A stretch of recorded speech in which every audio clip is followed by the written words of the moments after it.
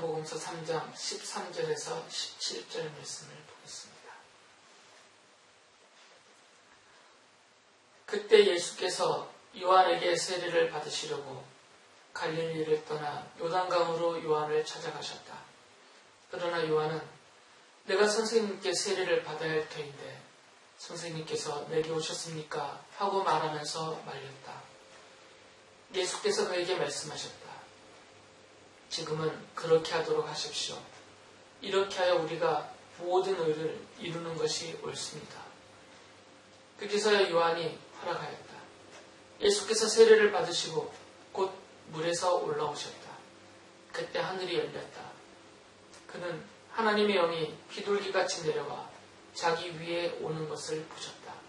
그리고 하늘에서 소리가 나기를 이는 내가 사랑하는 아들이다. 내가 그를 좋아한다 하였다. 지난주에 말씀드렸듯이 이 세례자 요한은 요단강에서 회개하게 하는 세례를 베풀고 있었습니다. 예수께서 그 세례자 요한을 찾아가셨습니다.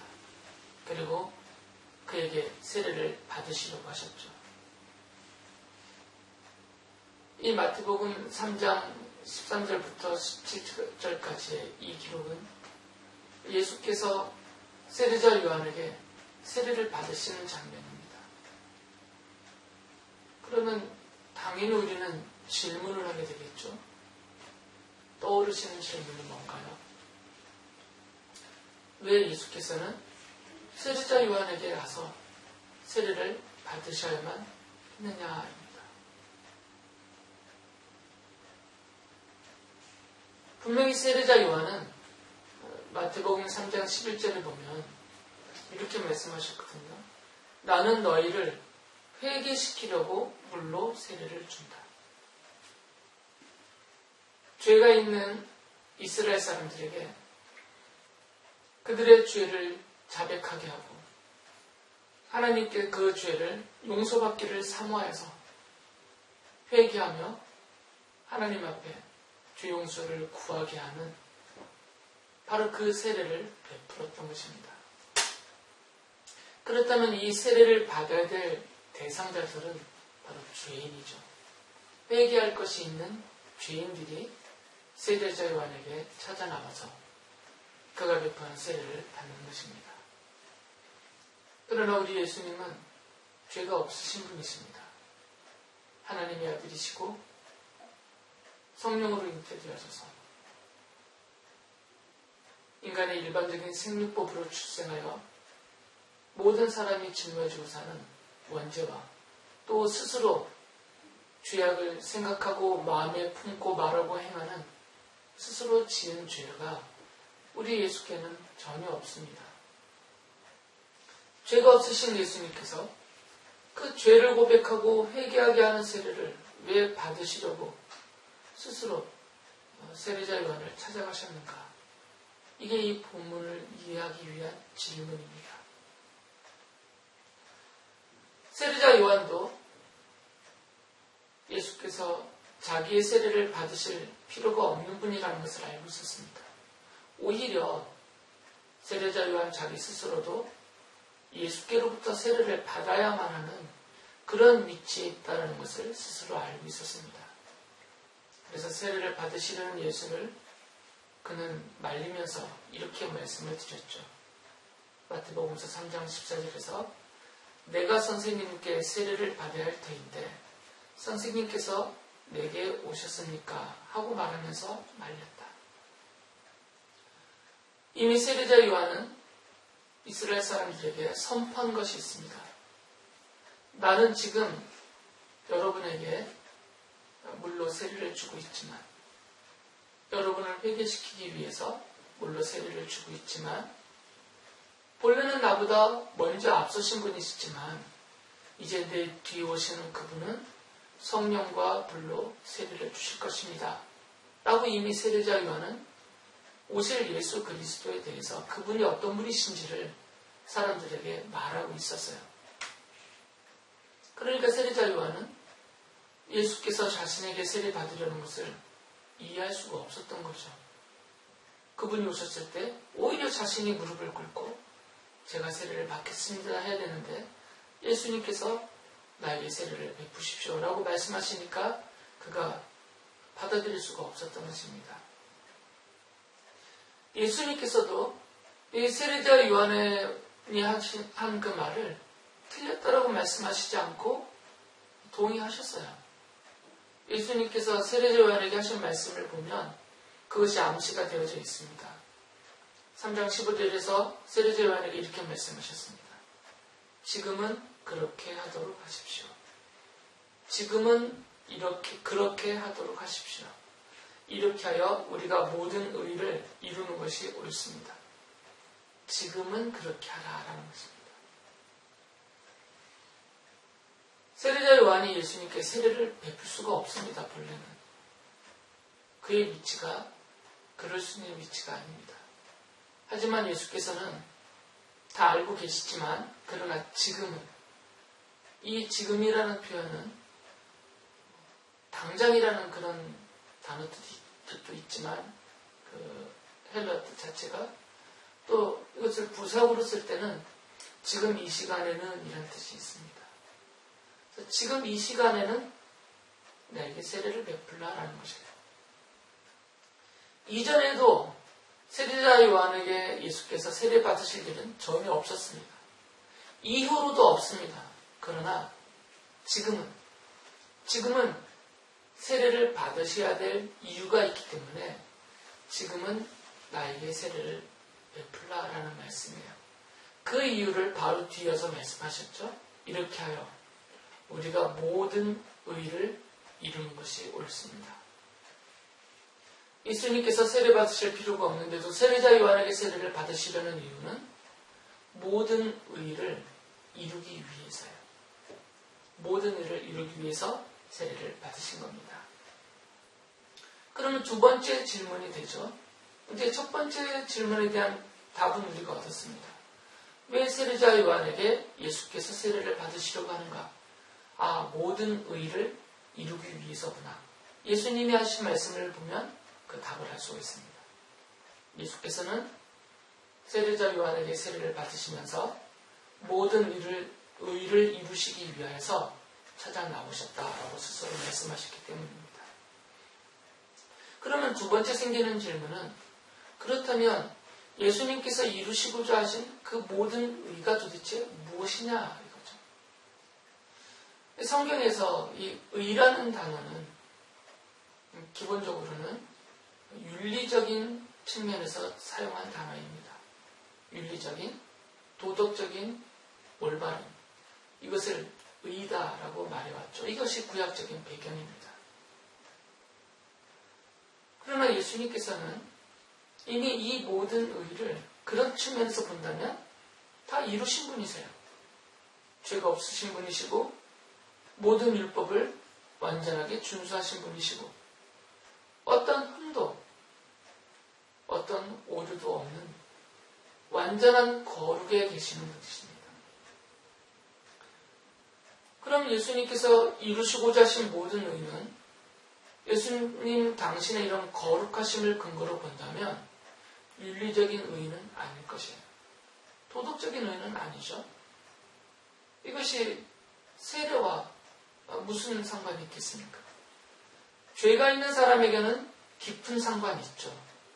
왜 그러냐면 세례자 요한은 그 죄를 용서받게 하는, 회개케 하는 세례를 베풀었기 때문에 죄인들에게는 이 윤리적인 측면, 도덕적인 측면의 의와 깊은 연관이 있습니다. 그러나 예수께는 그런 연관성이 전혀 없습니다. 이미 거룩하신 분이기 때문에. 그렇다면 예수님께서 말씀하신 이 모든 의는 다른 측면에서 봐야 되는 것이죠. 전체적인 맥락을 근거로 해서 보면 뒤이어서 나오는 성령께서 예수님께 임하신 모습이나 또 그때 하늘이 열리고 하나님의 음성이 이 예수가 어떤 분이신지를 선언해 주시는 그 하나님의 음성이 들려진 사실과 또 4장에서 광야에서 사단에게 시험을 당하시면서 그것을 물리치시는 장면, 이런 것이 계속 연속되는 이런 맥락에서 본다면 이 모든 의는 단순히 윤리적인 도덕적인 의가 아니라 하나님의 뜻이다, 하나님의 의도하심이다라는 것을 알 수가 있습니다. 바로 죄인들을 구원하시기 위해서 하나님의 아들이신 예수께서 이 땅에 그리스도로 오셔서 장차 사단의 세력을 물리치시고 죄와 사망의 권세를 멸하시고 십자가에서 대속의 죽음을 당하시면서 이 모든 하나님의 뜻을 받들어서 죄인들을 구원하시려고 하시는 이 전체, 그것을 가리키는 하나님의 뜻, 그런 면에서 하나님의 의, 이렇게 볼 수가 있는 것이죠. 예수께서 세례자 요한에게 세례를 받으시고 물에서 올라오실 때 성령님께서 비둘기와 같이 예수님께 임하였습니다. 세례자 요한은 그 광경을 목격했습니다. 그는 그가 목격한 것을 복음서에 보면 증언을 하고 있죠. 그렇다면 이 세례의 장면은 의도됐다는 것을 알 수 있습니다. 하나님께서 의도적으로 세례자 요한에게 그것을 목격하게 하고 그것을 증언하게 하신 것이죠. 이미 세례자 요한은 모든 이스라엘 사람들에게 예언자로 믿고 따르는 그런 위치에 있었던 사람입니다. 사사로운 한 개인이 예수가 그리스도다, 예수가 하나님의 아들이다, 예수가 오기로 한 다윗과 같은 그 왕이다, 이렇게 말을 하면 사람들이 받아들이지를 않습니다. 그러나 엘리야의 신령과 능력으로 온 위대한 예언자인 이 세례자 요한의 입이 바로 이 예수 이분이 오시기로 한 바로 그분이시다, 이분이 그리스도시다, 이분이 하나님의 아들이시다, 이분이 다윗과 같은 왕이시다, 이렇게 증언을 했다면 사람들이 그의 증언을 받아들인다는 것이죠. 하나님께서는 이것을 위하여서 이 세례의 장면을 계획하셨고 예수께서는 하나님의 뜻, 그 의를 받들어서 성실하게 순종하시면서 세례를 받으신 것입니다. 다른 면에서 본다면 이것은 하나님의 아들이신, 곧 하나님이신, 성자 하나님이신 예수님의 입장에서 본다면 굴욕적일 수도 있는 거거든요. 아무리 세례자 요한이 예언자여 예수님 인정하듯 여자의 몸에서 난 자 중에 가장 큰 자라 인정을 받는 자라 하더라도 그는 피조물에 불과하죠. 창조주이신 성자 하나님이 창조하신 피조물에 불과합니다. 여전히 세례자 요한도 죄인의 부류에 속한 자일 뿐이죠. 그런 자에게 머리를 숙이고 세례를 받는다는 것은 굴욕적일 수가 있는 것이지만 예수께서는 그것을 겸손히 다 받아들이시는 거죠. 바로 모든 의, 곧 하나님의 의, 하나님의 뜻을 이루기 위해서 순종하시는 것입니다. 예수께서 세례를 받으시고 물에서 올라오실 때 성경의 기록을 보면 성령 하나님이 비둘기와 같이 예수님께 임하였습니다. 3장 16절에 그것을 이렇게 기록해 놓았죠. 예수께서 세례를 받으시고 곧 물에서 올라오셨다. 그때 하늘이 열렸다. 그는 하나님의 영이 비둘기같이 내려와 자기 위에 오는 것을 보셨다. 세례자 요한은 요한복음서 1장 32절에 자신이 이 광경을 목격했다라고 증언을 합니다. 이렇게 말하고 있습니다. 나는 성령이 비둘기같이 하늘에서 내려와서 이분 위에 머무는 것을 보았습니다. 그러면서 뒤이어서 세례자 요한은 이렇게 말하죠. 33절에서 나도 이분을 몰랐습니다.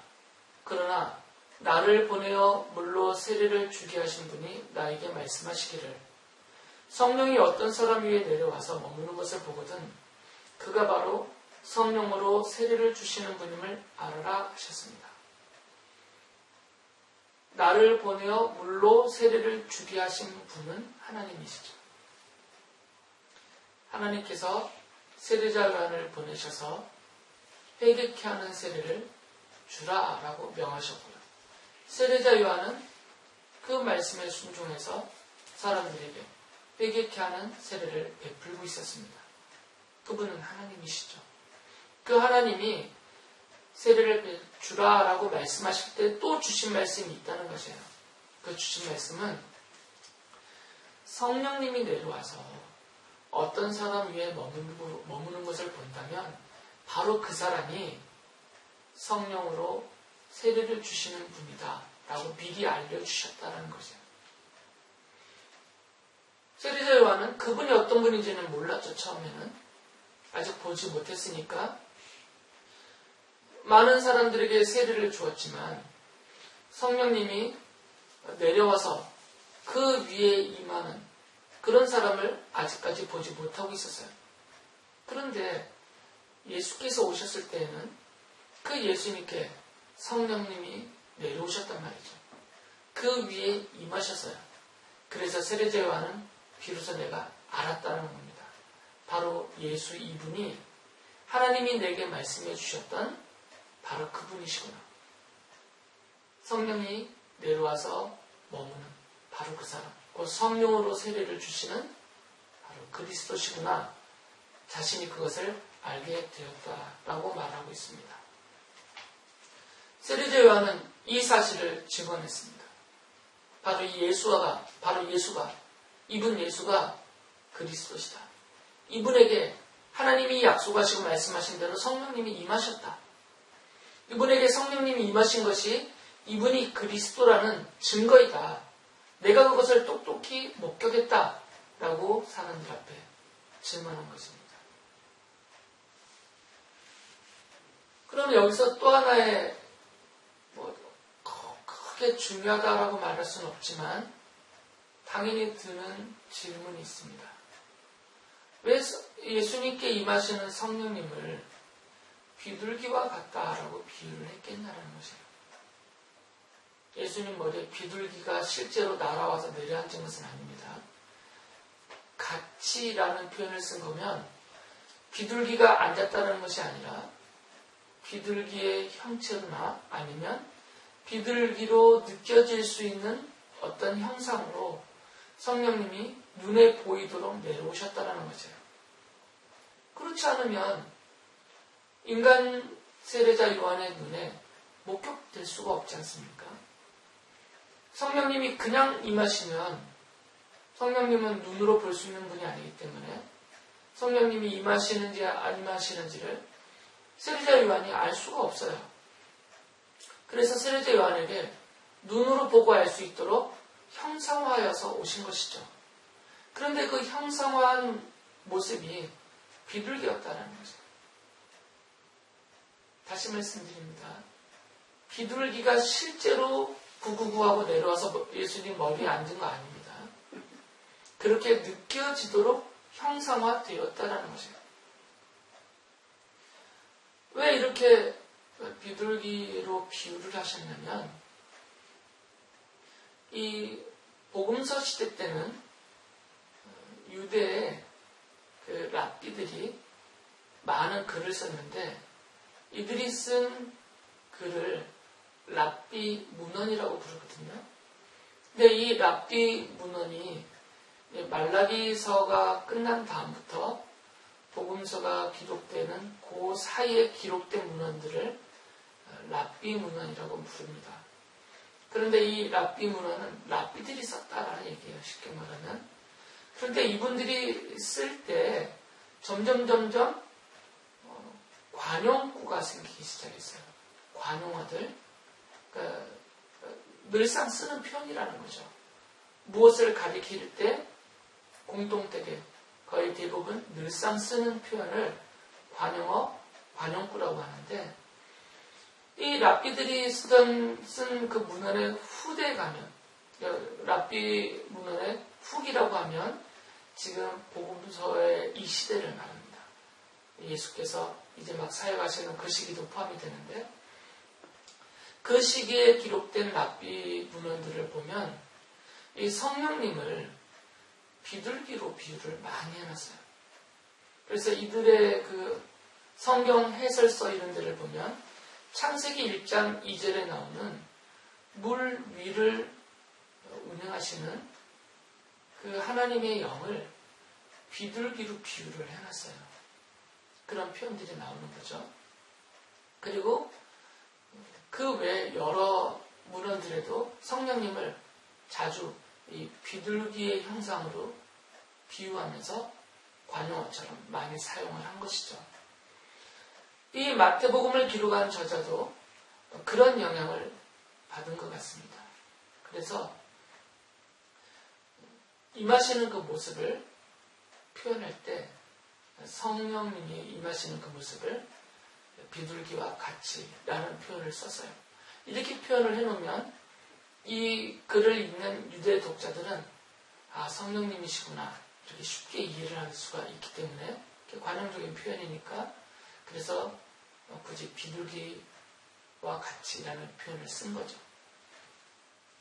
그리고 고대 세계에서는 이미 이 비둘기를 신성의 상징물로 많이 사용했거든요. 그러니까 이런 것들이 다 복합이 된 것 같습니다. 그래서 비둘기의 형상으로 임하였다라는 표현을 쓰신 거죠. 사실 이 비둘기에 집착할 필요는 없습니다. 비둘기 형상으로 내려오셨든 독수리의 형상으로 내려오셨든 그것이 중요한 것이 아니고 세례자 요한의 눈에 성령님이 내려오셨다라는 것이 보여지게 하기 위한 하나님의 방법이셨을 뿐입니다. 중요한 것은 이 성령님이 임하신다라는 사건이에요. 이것이 무엇을 가리키냐라는 의미입니다. 여기서 생기는 질문이 그거지 않겠어요? 왜 예수께서 물에서 올라오실 때 성령님이 예수께 내려와서 그 위에 임하셨느냐라는 것입니다. 예수님은 성자 하나님이시죠. 삼위일체 하나님이신 성령 하나님이 다시 성자 하나님 위에 내려와 임하는 모습이 왜 굳이 필요했느냐라는 질문이에요. 이 질문의 답은 성경의 예언과 성취 차원에서 봐야 됩니다. 이사야 예언자는 장차 오실 메시아 그리스도를 이새의 줄기에서 나오는 한 싹 이렇게 표현을 했어요. 그러면서 이사야서 11장 1절과 2절에서 그분에 대해서 이렇게 표현했습니다. 이새의 줄기에서 한 싹이 나며 그 뿌리에서 한 가지가 자라서 열매를 맺는다. 주님의 영이 그에게 내려오신다. 지혜와 총명의 영, 모략과 권능의 영, 지식과 주님을 경외하는 영이 그에게 내려오시니에요. 이 영은 성령님이십니다.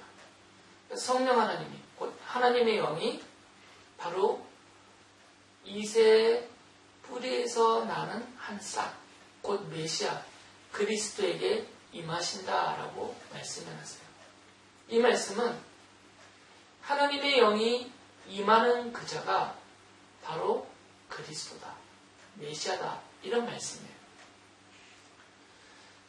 이사야 예언자는 바로 이 하나님의 영이 임하시는 그 메시아, 그리스도가 오시는 그때를 하나님의 나라가 이루어지는 때다라고 이어서 말씀을 했습니다.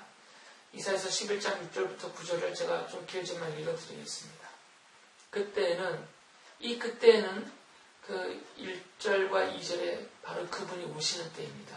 주님의 영이 임하신 다윗의 뿌리에서 난 그 싹, 그리스도가 오시는 그때에는 이리가 어린 양과 함께 살며 표범이 새끼 염소와 함께 누우며 송아지와 새끼 사자와 살찐 짐승이 함께 풀을 뜯고 어린아이가 그것들을 이끌고 다닌다. 암소와 곰이 서로 버시되며 그것들의 새끼가 함께 눕고 사자가 소처럼 풀을 먹는다. 젖먹는 아이가 독사의 구멍 곁에서 장난하고 젖된 아이가 살무사의 불에 손을 넣는다. 나의 거룩한 산 모든 곳에서 서로 해치거나 파괴되는 일이 없다.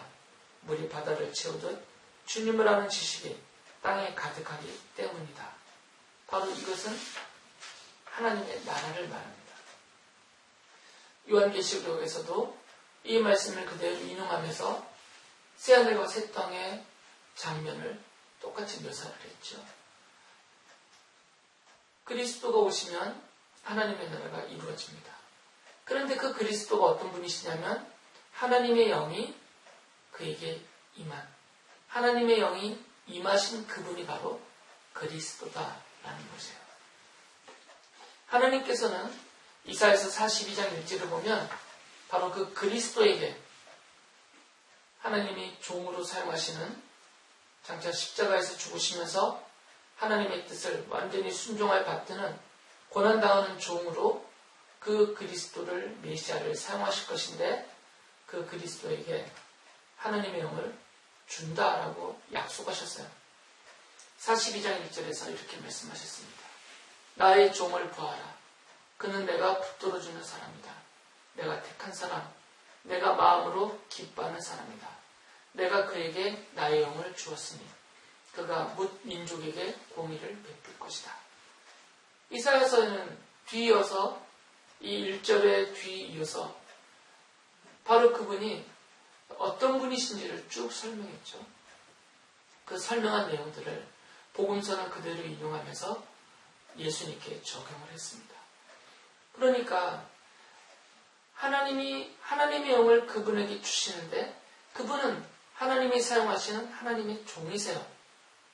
바로 그리스도로 오신 성자 하나님이시고 그분이 하나님의 종이 되어서 하나님의 뜻을 완전히 받들고 순종하여서 십자가에서 죽임까지 당하신 것이죠. 마태는 이 구절을 그대로 인용하면서 이사야가 예언한 바로 그분이 예수시다라고 그가 선언을 했죠. 마태복음서 12장 17절 보면 이것은 예언자 이사야를 시켜서 하신 말씀을 이루시려는 것이었다 라고 하면서 18절부터는 이 이사야서 42장 2절부터의 내용을 인용을 그대로 합니다. 성령님이 임하실 때 하늘이 열렸습니다. 그리고 하늘에서 하나님의 음성이 들렸습니다. 이런 음성이 들렸죠. 17절에 보면 이는 내가 사랑하는 아들이다. 내가 그를 좋아한다. 이 말씀은 시편 2편을 성취한 말씀이죠. 시편 2편을 인용한 말씀이거든요. 이 시편 2편은 왕으로 오실 그리스도를 계시하고 있는 시입니다. 장차 오실 그리스도는 만왕의 왕이시고 온 우주의 왕이시다. 모든 나라와 모든 사람들을 다스리실 왕이시다. 이것을 계시해 놓은 것이 시편 2편입니다. 마태는 이 시편 2편의 계시가 지금 성취되었다라고 설명하고 있는 거죠. 시편 2편 2절에 보면 오실 메시아를 기름 부음 받은 이라고 말하죠. 기름 부음 받은 이. 이게 히브리어는 메시아이고 헬라어로는 그리스도시죠. 이렇게 기록하고 있습니다. 어찌하여 세상의 임금들이 전선을 펼치고 어찌하여 통치자들이 음모를 함께 꾸며 주님을 거역하고 주님과 그의 기름 부음 받은 이를 거역하면서 이르기를 주님과 그의 기름 부음 받은 이, 기름 부음 받은 이는 그리스도를 말하죠. 그런데 2편 7절에서는 바로 그분을 기름 부음 받은 이라고 불려진 바로 그분을 하나님의 아들이라고 불러요. 이렇게 기록되어 있습니다. 나 이제 주님께서 내리신 칙령을 선포한다. 주님께서 나에게 이르시기를 너는 내 아들, 내가 오늘 너를 낳았다. 그리스도가 하나님의 아들이시다라는 말씀이에요. 이 모든 내용들을 종합해 보면 세례자 요한에게 예수께서 세례를 받으실 필요, 그 이유는 전혀 없었지만 마태는 그 과정을 그대로 기록하고 묘사하면서 예수께서 하나님의 뜻을 이루시기 위하여서 세례를 받으신 것이다 라고 설명을 해줬어요. 그 뜻은 이미 우리가 알고 있듯이 예수께서 그리스도이시며 하나님의 아들이시며 공의로 세상을 다스릴 왕이시라는 것을 선포하게 하시고 바로 그분이 십자가에서 죄인들을 대신하여서 대속의 죽임을 당하시고 그 공로로 하나님께서 죄인들을 용서하시고 하나님의 자녀의 백성으로 삼아주신다는 이 하나님의 뜻, 하나님의 의를 이루시는 것이다 라고 말하고 있는 것입니다. 이 일 후에, 이 사건이 있었던 바로 후에 이제 예수께서는 드디어 그리스도로서 공적인 사역을 시작하시게 됩니다. 그 이전에는 예수께서 그리스도로서 이런 공적인 사역을 드러내어 행하시지 않았습니다. 그러나 이 세례의 일 이후부터 예수께서 비로소 그리스도로서 대중 앞에 나가시면서 하나님의 나라를 선포하시고 하나님의 뜻을 이루어 가신 것이죠. 우리 곧 성도들이 믿고 있는 우리 주님은, 그리고 우리가 따르고 섬기는 예수 그리스도는 하나님의 아들이십니다. 모든 나라와 모든 사람을 다스리시는 왕이십니다. 온 우주의 창조주이시며 구속주이시며 왕이신 예수 그리스도의 백성이 바로 성도들입니다. 그렇기 때문에 성도들은 그분의 다스림을 받으면서 베풀어 주시는 평안과 또 행복과 위로와 치유와 회복과 번성의 은혜를 누릴 자들입니다. 세상 나라와 권력자들과 그리고 사람들을 의지하지 말고 바로 우리의 왕이신 예수 그리스도만을 믿고 섬기며 따라야 합니다. 우리를 위해서 창조주 하나님이시면서 왕이시면서 그럼에도 불구하고 우리를 대신해서 십자가를 지신 예수 그리스도의 그 사랑과 은혜를 감사하면서 오직 주님만을 의지하고 믿고 섬기며 그 약속하신 은혜와 복을 오직 개인적으로 또 가정에서 그리고 기업에서 풍성하게 누리며 살아가는 우리 모두가 될 수 있기를 간절히 바랍니다.